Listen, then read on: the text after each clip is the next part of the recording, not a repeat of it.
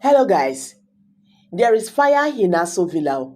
The moment President Tinubu's wife, Remi Tinubu, stood against her husband concerning this new presidential jet that was bought with 150 billion naira by President Bola Ahmed Tinubu and his cabinet, she said, "No, I don't like this.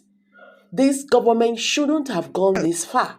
Nigerians are suffering at this time, and the government of the day is buying jets worth, this kind of money. Before now, Nigerians don't like her. They thought that she is in support of what President Bola Ahmed Tinubu is doing. But with what she did today, Nigerians were shocked. Wow. So this woman is really speaking out our mind. This woman, he's really telling the truth to the authorities. This one don't start. Oh, that was how the former president's wife, Muhammad Buhari. Hey, now so she started. Last, wetin happen? They silent am. The next thing we hear say dey Naija again. She don waka go Dubai. So anything when they do, now that one consign on her. I don't talk tire. So it's not left for Nigerians to use their sense. You understand? That is just the landmark she kept. I don't talk na sabi una supposed to use una sense know wetin I dey talk. Now here I go talk rich, but I just have to be alive for my children and for myself. Now this woman don't come again. You understand? He said the extravagant spending at this time by this president, by this President Bola Ahmed Tinubu government is too much. That is not what Nigerians are after for now. And she also speak about revolution. She said, if time is not taken, this is going to happen because there is a limit to push people to the wall. A day will come, Nigerians will react, and don't blame them for reacting. She said it. Don't blame Nigerians for reacting because people will have to stand and demand what belongs to them. There is a limit you can go. These are human beings, and they know that you have a limit as a government personnel or whatever. So there is a limit you can go for. You can go against anybody. And with the way Nigeria is going right now, only God know when this thing go burst, because it go burst. That one not now for sure. Even they themselves, they understand that they themselves are sitting on a hot chair right now. Everywhere is boiling. Nigerians are suffering. People can no longer eat 3 square meals in a day. This is the country. This is a country where you can no longer buy anything in the market. But they claim that they feel our pains and all that. Let me just leave you guys so that you can watch this video by yourself. Please, kindly share your thoughts. Share this video, let it go viral. Subscribe to our channel if this is your first time of coming here. Thank you and God bless.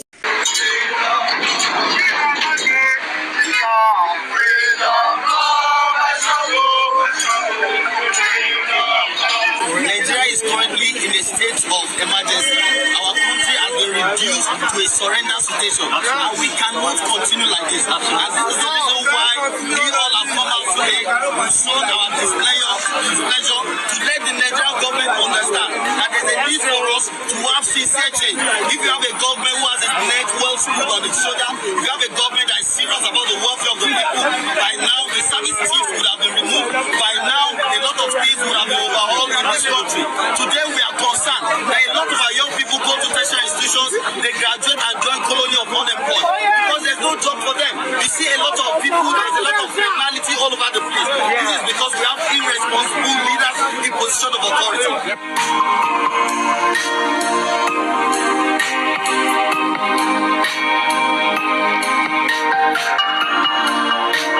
Aminu Kano predicted the uprising of the Talakawas. Tunji Braithwaite predicted it. Remember the one of the cockroaches and rats? Fela Anikulapo predicted it. Gani Fawehinmi predicted it.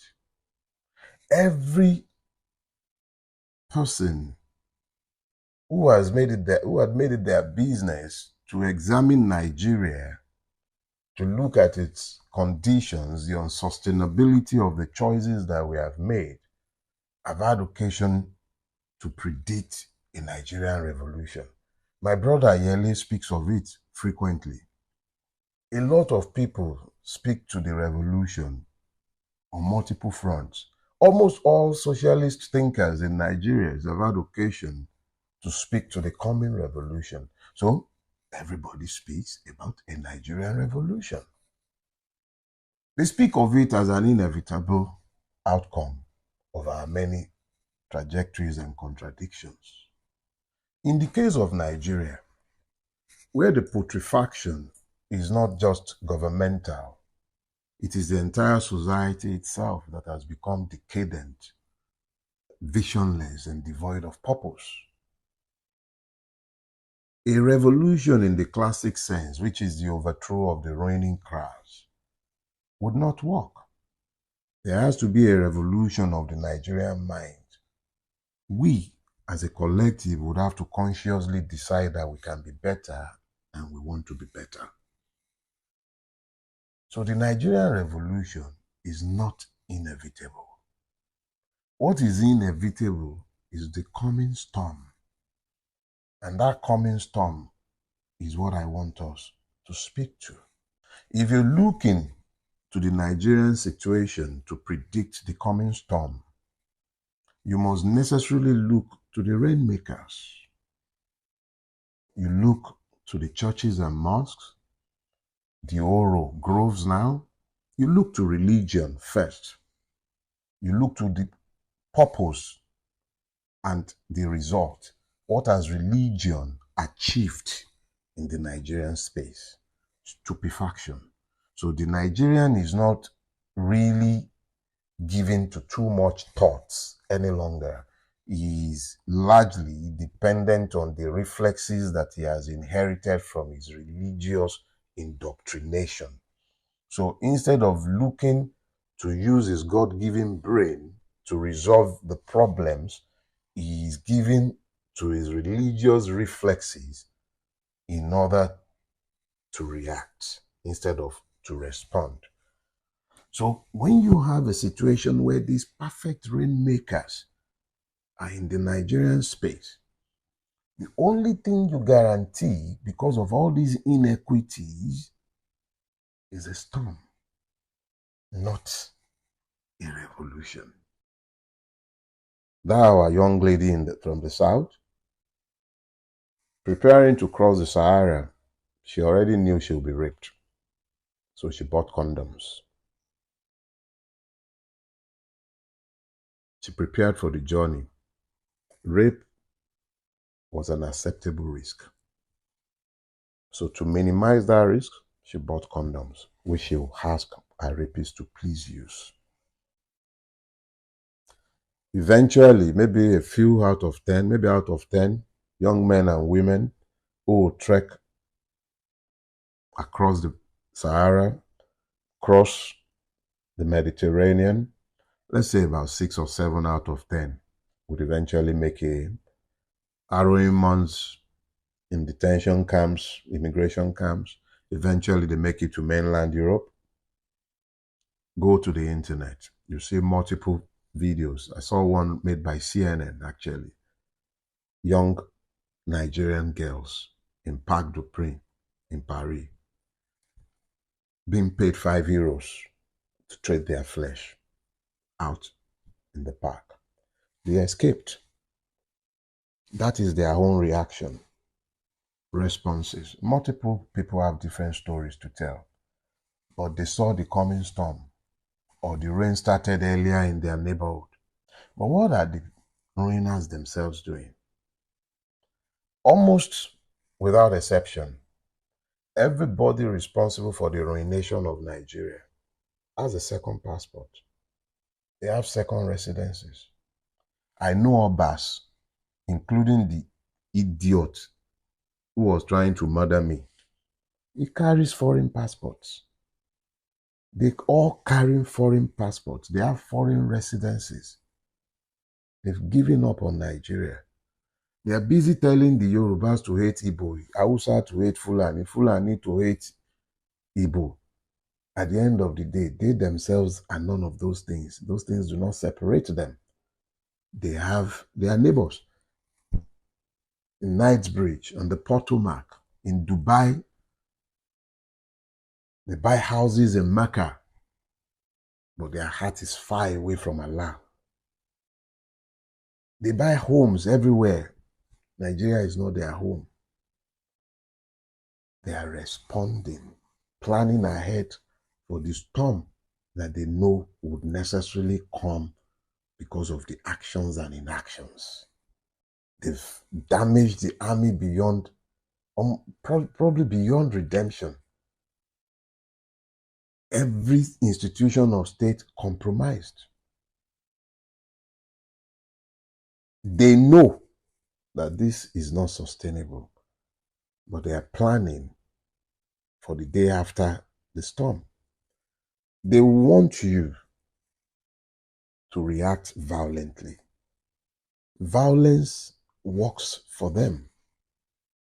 They want you to act independent of each other, discordantly, pursuing different things when your afflictions are actually the same.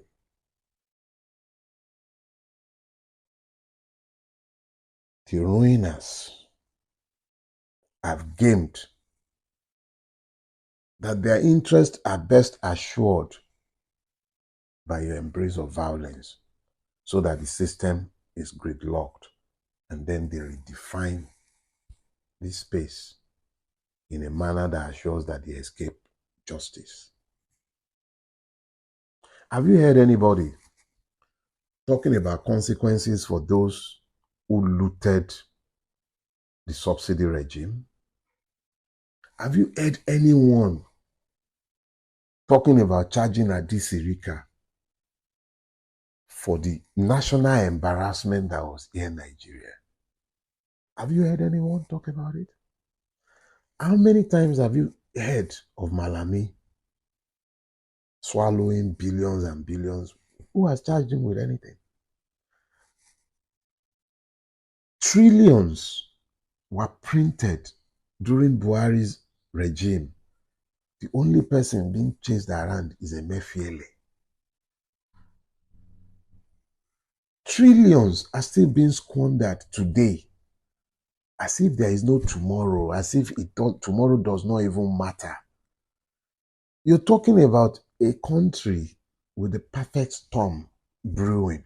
Over 20 million children. We're talking about the children that are not in school that should be in school. What about those who are not of school age any longer, much older? They're already in their late teenage years. They're already in their 20s. No training of any sort. No capacity for productivity of any sort. And yet, we've not declared a national emergency to prepare for the coming storm. These started where EndSARS progressed to. EndSARS progressed to end bad governance, end impunity. And that was where the last protest began. It began with end bad governance. It distilled issues. If you harmonize the lists, you probably have about 12 issues. Not a single one of those issues have been addressed. The first thing that the Nigerian state did in reaction was to bring some stupid bill that presumed to curtail the rights of Nigerians to be human. Stupidity and hubris of the highest order. There is a coming deluge. Let me say it again. There is a coming deluge. Ignore it at your peril. Address these issues. Address them urgently. Them, meaning the ruiners. They belong to no tribe. Fela said it rightly. They are beasts of no nation. They know nothing about God.